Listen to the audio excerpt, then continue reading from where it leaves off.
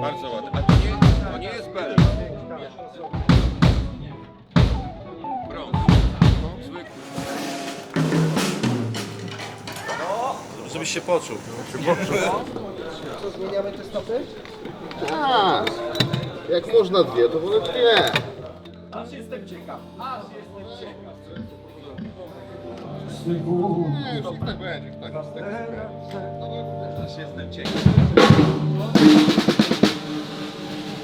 Ale dynamiczny jest, który nawet wiesz, jak to słyszysz? Tyle lat, tyle grania i tyle rozmów, prawda?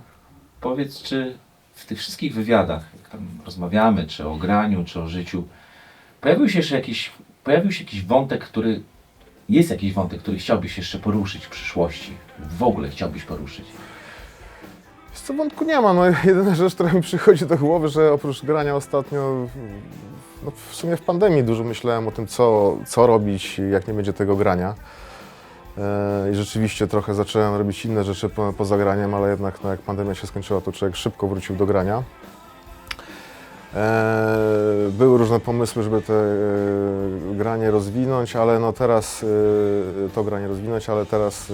ostatnio czym się zająłem bardziej, to jest kanał YouTube, który tak naprawdę mam od 2008 roku i wrzucałem tam różne dramkamy, ale teraz od jakiegoś czasu rozwinąłem, tam jest więcej właśnie ujęć zza kulis, więcej różnych moich przygotowań do studia, do koncertów, trochę prywaty, żeby też ludzie zobaczyli, jak wygląda życie perkusisty.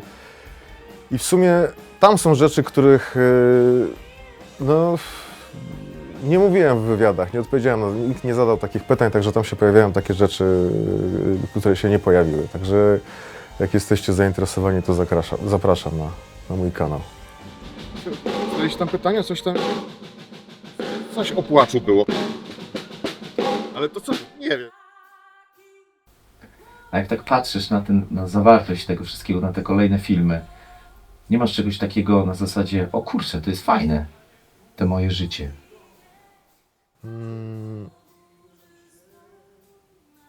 Kurczę, podoba mi się, no. Podoba mi się.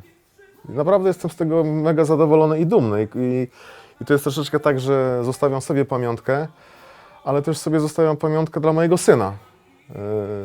No bo wcześniej to ja nigdy nie byłem jakimś takim fanem robienia zdjęć, jakichś filmików, a dwa, że kto to potem ogląda. A tutaj jest to jakoś zmontowane, zostaje to na YouTubie, także nigdy ten dysk nie zginie, no chyba że internet zamkną. Także to jest taka bardziej, do tego podchodzę też pamiątkę właśnie na zasadzie, że jak mam jakąś teraz chwilę słabości, to sobie mogę przyjąć, kurde, no ale co robiłem w styczniu, przecież byłem to w studio, czyli robiłem to, co chciałem, tutaj jakieś fajne koncerty zagraliśmy, także to jest taka super przypominajka. I też takie potwierdzenie, bo mi się cały czas wydaje, że za mało rzeczy robię, że mógłbym więcej rzeczy zrobić, ale jak teraz widzę, jak montuję te filmiki, to jest naprawdę, tych rzeczy jest bardzo dużo po prostu. Jakoś przez to bardzo szybko o tym zapominam, że tutaj z kimś nagrywałem, że w tym roku już nagrałem 3 płyty. Bardzo szybko o tym zapominam, sobie myślę, kurczę, no może jakąś płytę bym nagrał, może bym jakąś trasę pojechał. A się okazuje, że już były trasy, były 3 płyty, było tego bardzo dużo. Także to jest też taka właśnie przypominajka. Nie?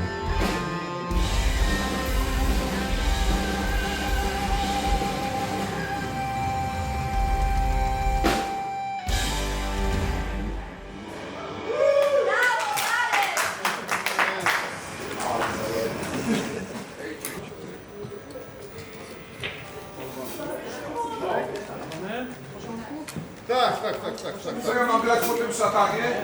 Tak? Ciężko mi przedstawiać następnego bębniarza, ponieważ znamy się bardzo dobrze. To bardzo, bardzo, bardzo dobrze. Ale był jednym z pierwszych perkusistów, do którego zadzwoniłem z propozycją tego koncertu i od razu by na mnie nakrzyczał, że on nie chce grać żadnych metalowych rzeczy i w ogóle. Ja mówię, no, przepraszam. No i doszliśmy do wniosku, że zagra zupełnie coś innego. I zagra 2 piosenki. Perkusista zespołu Dimmu Borgir, niestety tym razem bez makijażu, chociaż były takie plany. Zastanawialiśmy się, czy ten uniform założyć i ten cały makijaż. Ale jednak doszliśmy do wniosku, że chyba jednak nie. Perkusista zespołu Dimmu Borgir, perkusista zespołu Hunter i jeszcze wielu, wielu, wielu innych zespołów. Zagra za chwilę Państwu 2 kompozycje i będziecie Państwo mile zaskoczeni. Podkreślam, że wszystko to, co się dzieje, to jest żywioł. Nie wiemy, jak to się wszystko potoczy, ale życzę przyjemnego odbioru. Dariusz Danej-Brzozowski.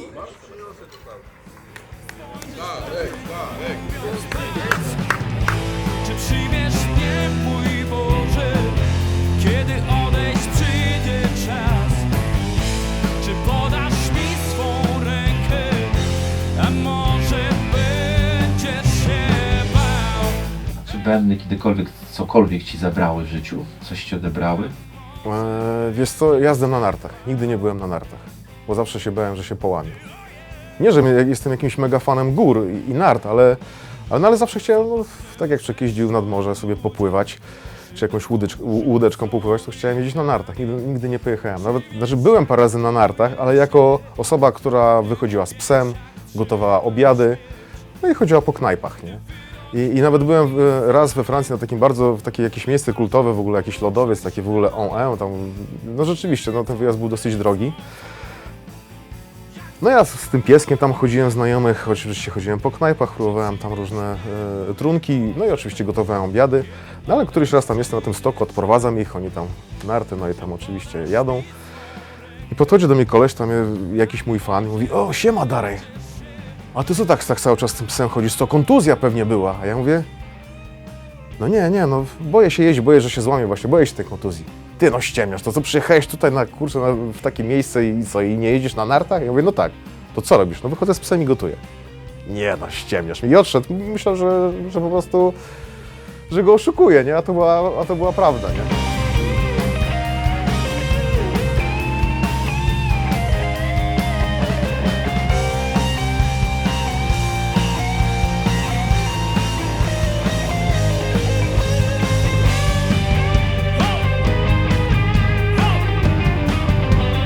Nie, no dużo mi zabrał. No, miałem też taką swego rodzaju jakąś taką paranoję, jak tam miałem 20 parę lat, że bałem się w ogóle wejść w jakikolwiek związek, jakąś relację z kobietą, bo bałem się, że ta kobieta mi wszystko zabierze, że postawi na zasadzie, no to albo ja, albo muzyka.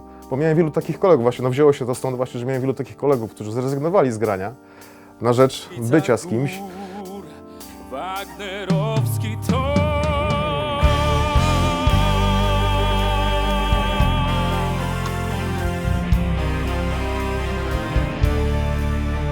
za witraża dziwnym szkłem. To sobie myślę, to nie, no to jak ta osoba nie rozumie, że to jest dla mnie też ważne, no to jest dla mnie było takie totalnie niezrozumiałe, no to po co w ogóle z taką osobą być, no, że musisz wybierać.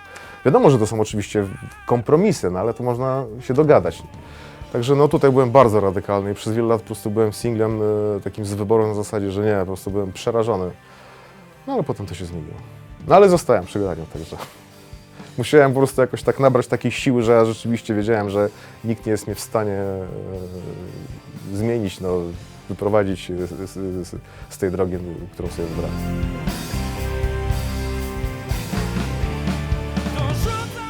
A czy bębny kiedykolwiek doprowadziły cię do łez? O matko, to nie raz, no. I to nie na zasadzie, że kiedyś, to są rzeczy, które się tam działy, no może nie wczoraj, chociaż to trochę wczoraj płakałem, jak ćwiczyłem te piosenki, które dzisiaj mam zagrać. Ale często to było i łzy szczęścia, i łzy takie, że po prostu takie jakieś niemocy, że coś nie szło, bo nie potrafiłem się czegoś nauczyć, albo ogólnie z zespołami nie szło, albo coś żeśmy robili, ale to się okazywało, że to była totalna klapa, to się w ogóle na zasadzie płyta nieprzyjęta, koncerty, na które nikt nie przychodzi. Także te łzy to towarzyszą przez całe życie i to są łzy szczęścia i łzy takiej właśnie takiej, kurczę, no nie wiem jak to nazwać, łzy niemocy, nie wiem, kurczę. Goryczy. Goryczy właśnie, goryczy. Którzy ściskam w dłoni.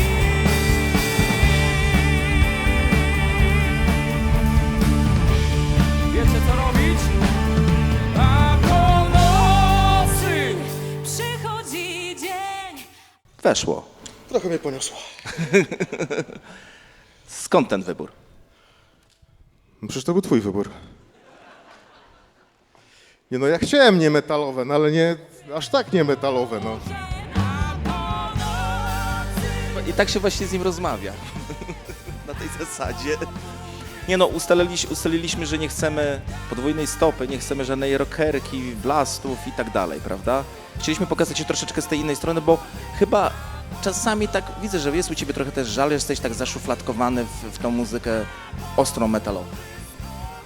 Wiesz co, z jednej strony tak, no był taki okres, że próbowałem trochę swoich możliwości w innym rodzaju muzyki. Ale oczywiście było super wyzwanie, do tego podchodzę w formie zabawy.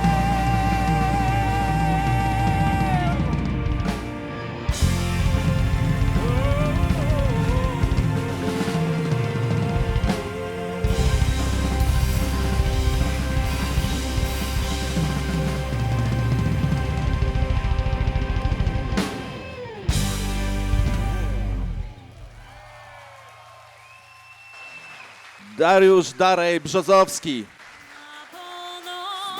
Szary, pusty dom, gdzie schroniłem się.